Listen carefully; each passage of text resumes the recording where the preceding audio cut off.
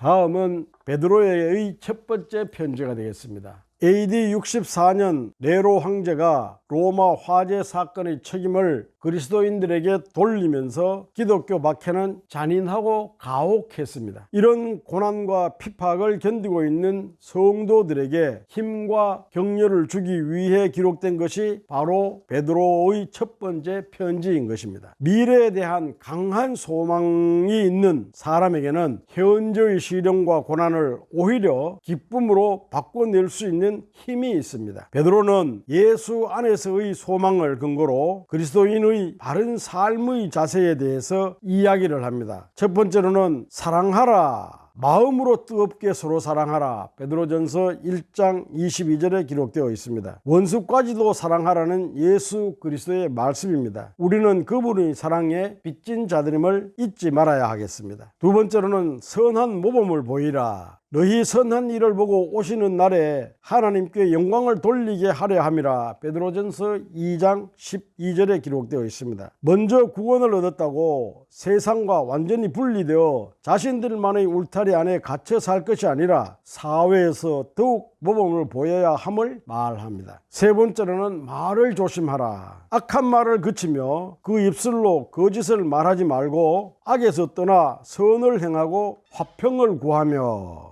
라고 베드로전서 3장 10절에서 11절에 기록하고 있습니다. 베드로는 다른 사람의 허물을 들추어내는 말보다는 축복하고 칭찬하는 말로 화평과 긍휼로 의의 열매를 맺는 삶을 살라고 권합니다. 네 번째로는 양무리의 본이 되라고 말씀하십니다. 선한 양심을 가지라. 베드로전서 3장 16절에 말하고 있습니다. 교회의 일을 맡은 자들이 서로 자신의 주장만 내세우는 자세를 취하지 말고 오직 양무리의 본이 되라고 말을 합니다. 여기에서 통으로 보는 베드로를 한번 살펴보도록 하겠습니다. 베드로 이름이 몇 가지죠?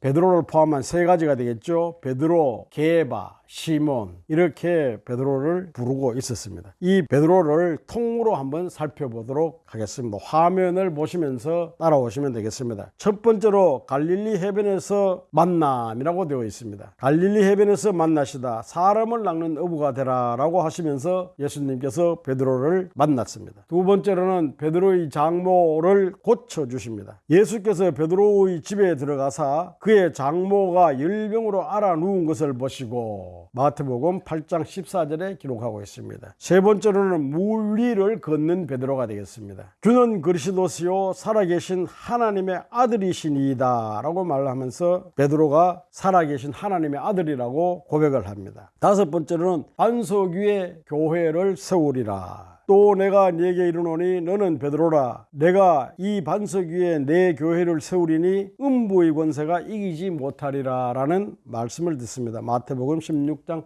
18절에 나옵니다. 꾸짖음을 받은 베드로. 예수께서 돌이키사 제자들을 보시며 베드로를 꾸짖어 이르시되 사탄아 내 뒤로 물러가라. 내가 하나님의 일을 생각하지 아니하고 도리어 사람의 일을 생각하는도다 라는 꾸짖음을 받게 됩니다. 마가복음 8장 33절에 기록되어 있습니다. 일곱 번째로는 변화산 사건이 되겠습니다. 엿새 후에 예수께서 베드로와 야고보와 그 형제 요한을 데리고 따로 높은 산에 올라가셨더니 베드로가 예수께 여쭈어 이르되 주여 우리가 여기 있는 것이 좋사오니 만일 주께서 원하시면 내가 여기 초막 셋을 짓되라는 말씀을 하신 자리가 되겠죠. 마태복음 17장 1절에서 4절에 기록되어 있습니다. 여덟 번째로 세금 논쟁입니다. 베드로가 이르되 타인에게이니이다. 예수께서 이르시되 그렇다면 아들들은 세금을 면하리라 라는 이 세금 논쟁에 대해서 마태복음 17장 26절에 말씀하고 있습니다. 다음은 용서에 대한 질문입니다.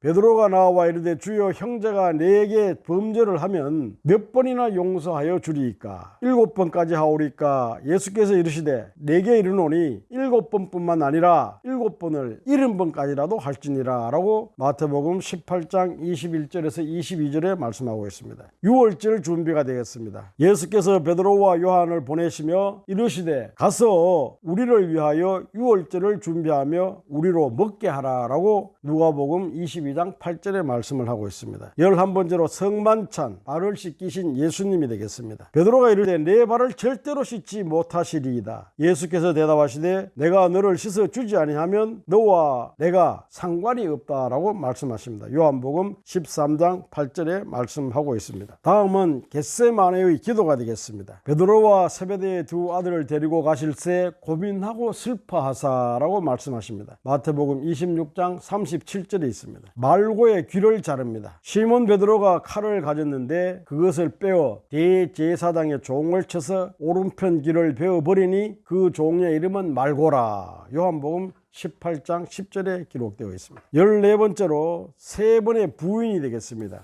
베드로가 예수의 말씀에 딱 울기 전에 내가 세 번 나를 부인하리라 하심이 생각나서 밖에 나가서 심히 통곡하니라. 마태복음 26장 75절이 되겠습니다. 15번째로 다시 만난 예수님이 되겠습니다. 예수께서 사랑하시는 그 제자 베드로에게 이르되 주님이시라 하니 시몬 베드로가 벗고 있다가 주님이라 하는 말을 듣고 겉옷을 두른 후에 바다로 뛰어내리더라. 요한복음 21장 7절에 기록되어 있습니다. 16번째가 되겠습니다. 내 양을 먹이라. 세 번째로 이르시되 요한의 아들 시몬아 내가 나를 사랑하느냐 하시니 주께서 세 번째 내가 나를 사랑하느냐 하심으로 베드로가 근심하여 이르되 주님 모든 것을 아시오매 내가 주님을 사랑하는 줄을 주님께서 아시나이다. 이르시되 내 양을 먹이라 라고 요한복음 21장 17절에 기록을 하고 있습니다. 17번째로는 맞대아를 세우다.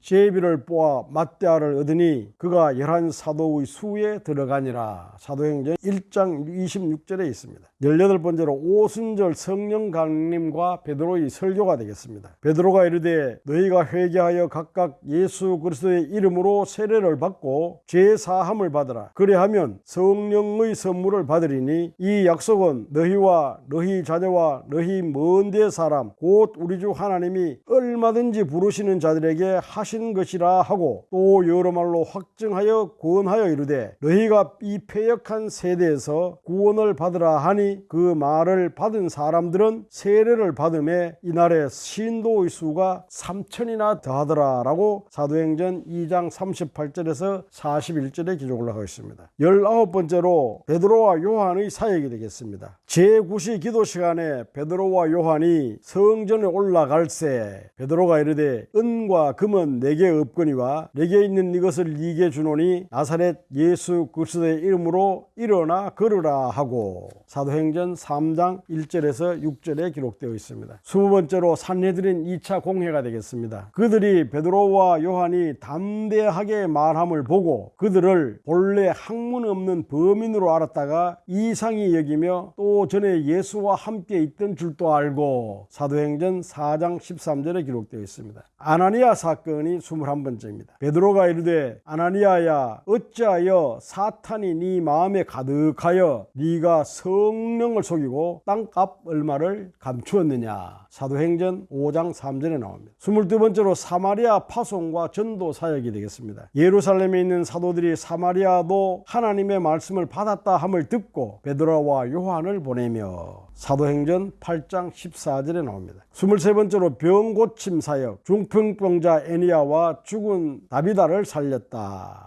베드로가 이르되 애니야야 예수 그리스도께서 너를 낫게 하시니 일어나 네 자리를 정돈하라 한데 곧 일어나니. 사도행전 9장 34절에 나오고요. 베드로가 사람을 다 내보내고 무릎을 꿇고 기도하고 돌이켜 시체를 향하여 이르되 다비다야 일어나라 하니 그가 눈을 떠 베드로를 보고 일어나 앉는지라. 사도행전 9장 40절에 나오는 말씀입니다. 24번째로는 고넬료 사건입니다. 마침 베드로가 들어올 때에 고넬료가 맞아 발 앞에 엎드려 절하니. 사도행전 10장 25절에 나오고요. 베드로가 이 말을 할 때에 성령이 말씀 듣는 모든 사람에게 내려오시니. 사도행전 10장 44절이 되겠습니다. 25번째로 예루살렘 공의회입니다. 그런즉 하나님이 우리가 주 예수 그리스도를 믿을 때에 주신 것과 같은 선물을 그들에게도 주셨으니 내가 누구이기에 하나님을 능히 맡겠느냐 하더라. 사도행전 11장 17절에 나오는 말씀입니다. 마지막으로 베드로 전서와 후서가 되겠습니다. 예수 그리스도의 종이며 사도인 시몬 베드로는 우리 하나님과 구주 예수 그리스도의 의를 힘입어서 동일하게 보배로운 믿음을 우리와 함께 받은 자들에게 편지하노니라고 베드로 후서 1장 1절에 말씀을 하고 있습니다. 이렇게 해서 베드로의 생애를 통으로 살펴보았습니다. 26가지로 우리가 살펴보았습니다. 다음은 베드로의 두 번째 편지가 되겠습니다. 베드로 후서가 됩니다. 외부적으로는 그리스도인들이 당하는 환난과 핍박이 가중되는 현실 속에서 내부에서는 하나님의 말씀을 알려준다고 하면서 성도들을 거짓으로 인도합니다. 베드로는 그런 거짓 교사들의 가르침에 대해서 경고하고 있습니다. 또한 예수님께서 승천하시고 얼마간의 시간이 지난 후에 교회에는 예수님의 사역을 의심하는 이들이 생겨나게 되었습니다. 베드로는 예수님의 사역과 십자가의 죽음 그리고 부활이 누군가가 거짓말로 만들어낸 이야기가 결코 아니라고 확실히 말합니다. 베드로 후서 1장 16절에 기록되어 있습니다. 베드로는 하나님께서 약속하신 구원의 날이 반드시 임할 것이라고 일깨워줍니다. 주의 약속은 더디더라도 반드시 이루어집니다. 하나님께서 약속하셨고 그분께서 이루실 것이기 때문입니다. 주께는 하루가 천년 같고 천년이 하루 같을 것이라고 말합니다. 하나님의 본심은 당신을 따르는 이들을 힘들게 하시려는 것이 아닙니다. 단 한 사람이라도 더 멸망하지 않게 하시려고 참고 기다리는 것입니다. 믿는 자들뿐만 아니라 믿지 않는 이들까지도 사랑하고 아끼시며 하루하루를 참아 기다리시는 그분의 사랑의 깊이는 정말로 한이 없습니다.